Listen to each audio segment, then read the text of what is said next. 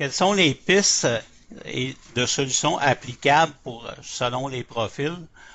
C'est ce qu'on va regarder à la diapo suivante. On a déjà un document qui est sur le web, qui fait la synthèse, si vous voulez, des différentes pistes de solutions. C'est un aide-mémoire, puis encore une fois, là, il est appliqué là, pour travailler en Baseley. Fait que c'est disponible sur le site web, vous pouvez le télécharger sans problème. Puis je trouve, il fait un bon résumé là, des différentes pistes de solutions. On va les regarder vraiment morceau par morceau, si vous voulez. On va commencer avec les de novo.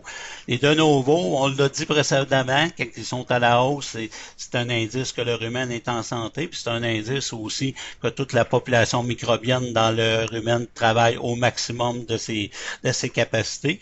Par contre, quand c'est à la baisse, ben, ça peut en pointer vers un manque de nutriments. On peut penser à l'amidon dégradable ou on peut penser à la protéine dégradable, comme mentionné plus tôt par Déborah.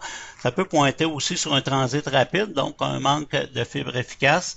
Ça peut être aussi un signe d'un excès de gras, des gras insaturés sous forme d'huile, entre autres, là, qui sont très néfastes là, pour les gras de novo.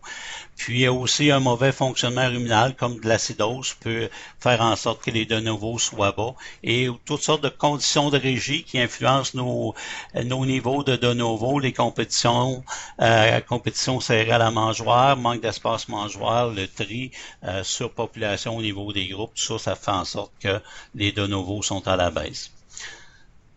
Si on regarde dans les acides gras suivants, on a les mix qui sont assez bien couplés avec les de novo, soit à la hausse ou soit à la baisse. Donc, ils ont tendance à suivre beaucoup les de novo dans les différents profils.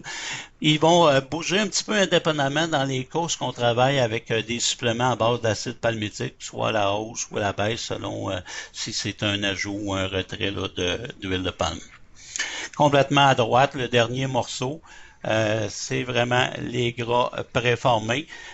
Quand ils sont à la hausse, ça implique des changements de fourrage, mais des changements de fourrage souvent dans l'optique où ce qu'on a une consommation de matière sèche là, qui est améliorée.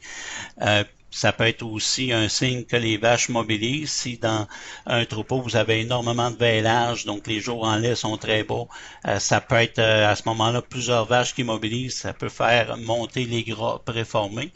Puis ça peut être aussi un signe que vous avez ajouté des aliments riches en gras dans la ration. À l'inverse, quand les gras préformés vont diminuer, ben c'est une diminution de la consommation. C'est un peu l'inverse des points d'en haut. Ça peut pointer aussi sur un manque d'énergie, une compétition entre la glande mammaire et la vache pour la disponibilité là, des gras. Puis ça peut aussi pointer sur un changement important du niveau de gras là, dans les fourrages.